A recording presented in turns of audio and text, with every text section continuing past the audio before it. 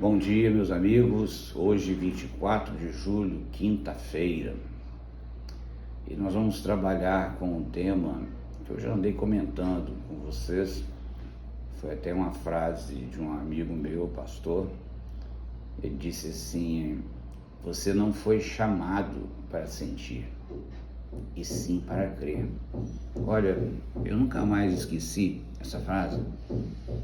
Tem frases que ficam na sua cabeça, porque a tendência nossa é dar valor ao sentir, né? É como você comer açúcar, bombom, essas coisas, né, essas comidas, né, essas delícias, colocam os seus hormônios de um tal jeito que você se sente super bem, mas depois vem os problemas. Então, evite o tal do sentir, tá? Não que você não vai sentir, claro.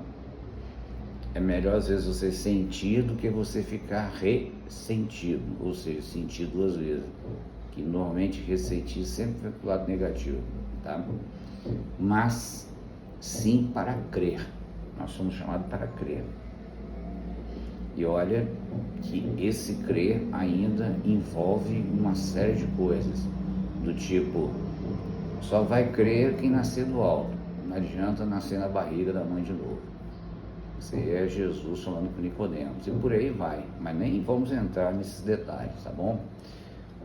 Sempre dando continuidade, né, essa sessão de provérbios, aqui ele fala de novo da mulher, ó.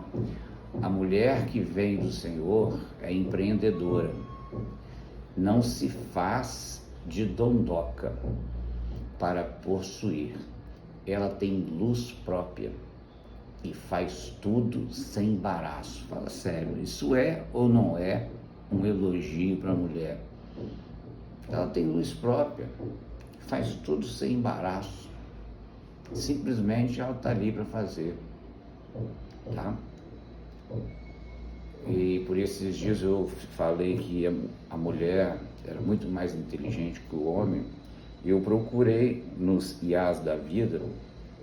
Toda a inteligência artificial falou assim: olha, é muito difícil falar sobre isso, porque depende disso, depende daquilo, e foi aquela conversa toda. Vai depender muito da pessoa se dedicar, mas nós sabemos, irmãos, que a mulher, ela foi feita como se fosse um update, e o update, ele é melhor do que o original. Já vou pensar nisso? E a mulher tem algo que o homem não tem, a mulher reproduz, né? E ela faz coisas que o homem não faz. Vou dar um exemplo. Não estou falando de força, porque força o homem tem muito mais do que a mulher.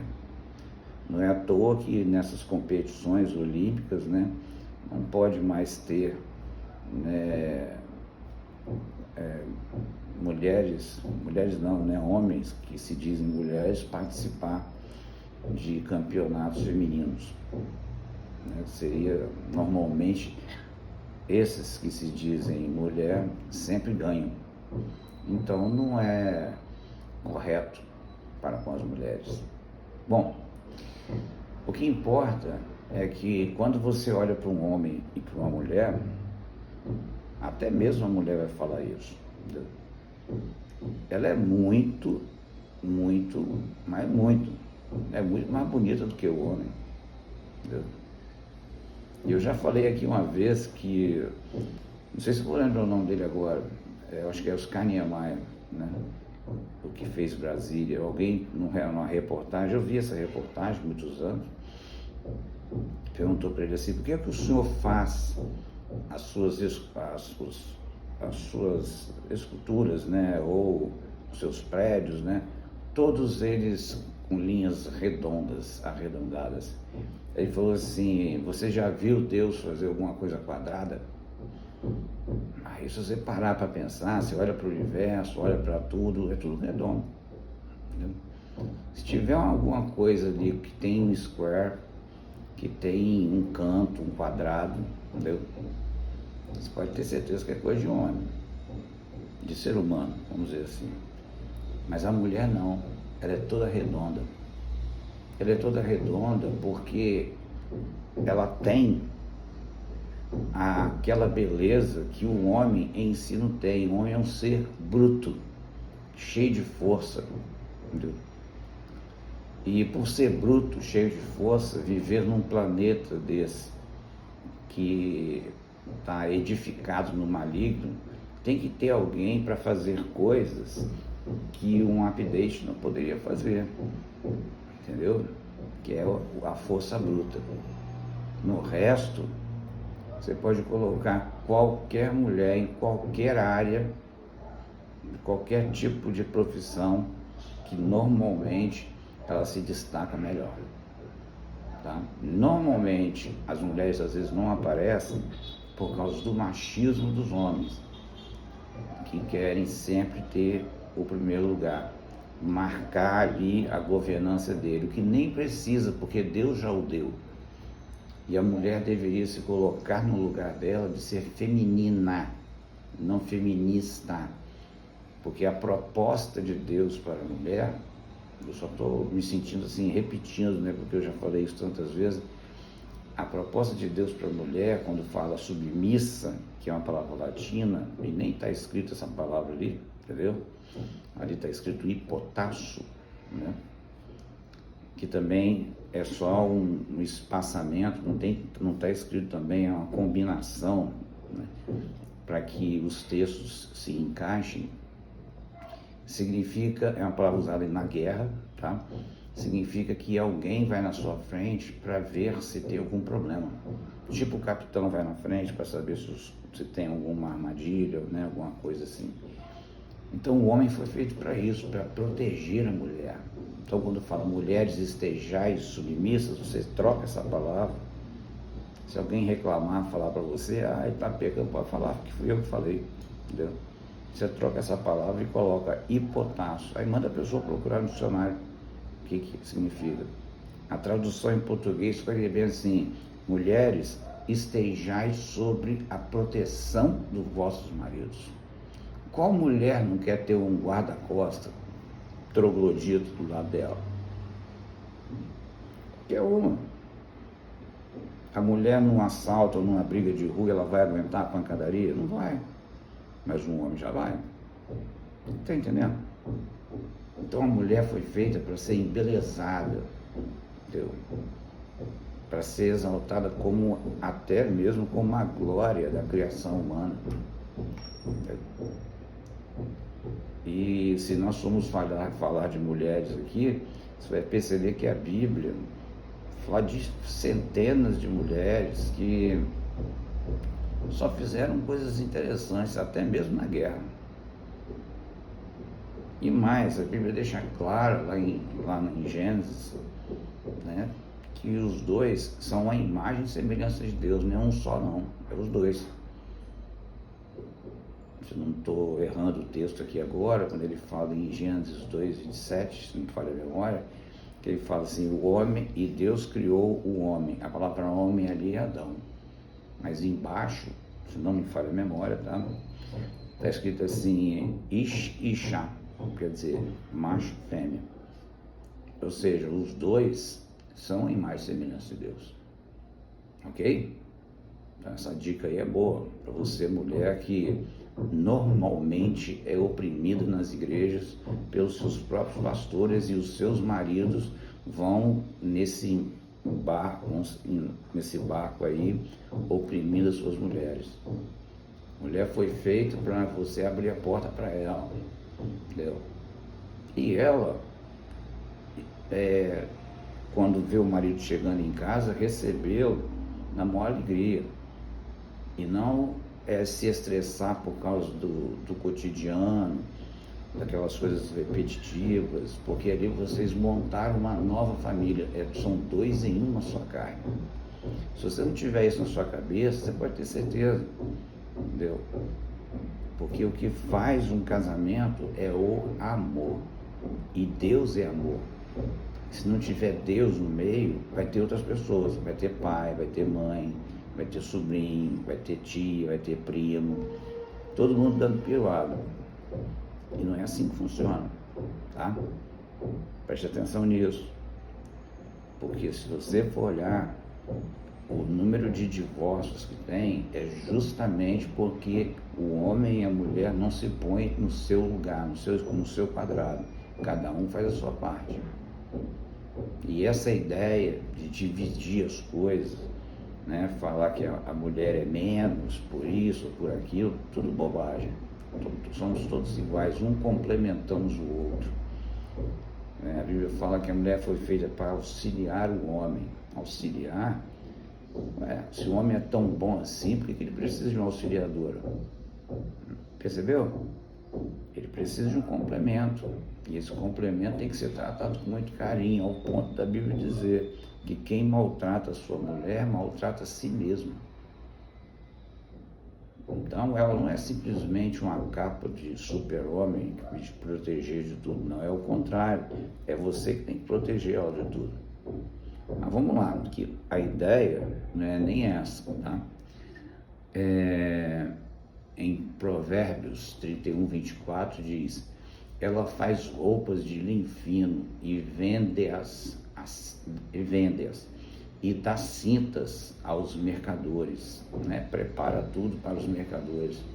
Eu já perdi as contas de tantos planos que eu já fiz nessa minha vida, mas ainda bem que a resposta vem sempre do Senhor e não da minha justiça própria. Deus não aceita a justiça própria. Lembre-se, você não foi chamado para sentir, e sim para crer. E eu creio, logo eu espero. Ficou boa essa, né? Eu creio, logo eu espero. Provérbios 16:1 diz: o coração do homem pode fazer planos, mas a resposta certa dos lábios vem do Senhor. Tudo bem? Até o nome de uma empresa que eu já tive. É uma expressão que parece salvaguardar nossa debilidade diária. Mas não adianta maquiar, pois num dia, nossa iniquidade é descoberta e perdemos tudo. Principalmente aquilo que construímos ao longo da vida. Crescemos e passamos a ver os outros como meros coadjuvantes. É um de segunda classe que está me acompanhando aqui, está na minha sombra. Preserve o que temos de melhor, preserve amigos e os que fizeram história conosco, não importa se é parente ou não, principalmente os de amor incondicional, aqueles que têm isso na cabeça, que tem gente que não sabe o que é amor incondicional. O resto é só maquiagem. Maquiagem você limpa. Ezequiel 28:15 diz assim: perfeito eras nos teus caminhos, desde o dia que foste criado, até que se achou iniquidade em ti. É lógico que eu não vou agora ficar explicando esse versículo, porque tem tanta explicação em cima dele, que aqui está falando do diabo, né? Que aqui está falando disso, daquilo, do povo de Israel, ou não, ou de uma pessoa, não, que não vale a pena entrar nesse detalhe. O que vale a pena aqui é que Deus está falando: ó, você foi feito muito bom, até o dia que o erro apareceu. O erro apareceu, tem consequências. É isso que está dizendo. Entendeu? E a consequência para nós é uma só: a morte. Entendeu? E não é uma morte de tipo mal súbito, papou, morreu. Ó, é uma morte lenta, devagar. Entendeu? Você vai se deteriorando, como está escrito em Romanos 8:20, onde está escrita a palavra vaidade, né? Aria matatoites ou matoites, quer dizer, está se esfarelando. Você percebeu como é que é ruim? Daqui a pouco você está com falha no rim, falha no fígado, os seus ossos já não conseguem deixar você em pé, você tem que ficar de cama. Daqui a pouco você morre, porque você está esfarelando. Romanos 8:20. É assim que funciona, tá? 3 dicas para os espertos deste mundo, deste planeta. Vamos lá? Primeiro, o seu saber é loucura para Deus. Ele fala isso, tá? O seu saber é loucura. 2, você será pego no pulo do gato. Na hora que você achar, dançou. Sua criatividade é inútil. Não tem utilidade alguma. Portanto, meus amigos, não se respaldem nos espertos, porque tudo é vosso. Quando fala não se respalde nos espertos, é o texto que nós vamos ler aqui para corroborar o que eu falei. Não fique tendo uma costa larga de alguém não para te proteger, tá? Não fique na sombra de poderosos que vão poder te proteger. Olha o que o texto fala, 1 Coríntios 3, 19, 21. Porque a sabedoria deste mundo, olha o que ele fala, a sabedoria deste mundo é loucura diante de Deus, tá? Porquanto está escrito, ele apanha os sábios na própria astúcia deles. Olha, é no pulo do gato. E outra vez, o Senhor conhece os pensamentos dos sábios, que são pensamentos vãos. Gente, que palavra mais clara do que essa? Portanto, ninguém se glorie nos homens, é o que eu acabei de falar. Não fique nas costas de ninguém, não. Não se proteja nas costas de ninguém, não. Porque tudo é vosso. Ou seja, se já é vosso, se já é teu, para que você agora vai ficar dependente ou refém de alguém que tenha mais poder do que você? Olha, na hora que tiver que bater na sua mão, vai bater, você tendo poder ou não. Amém? Deus abençoe você, que você tenha um dia poderoso na palavra dele e faça sempre a vontade dele. Amém.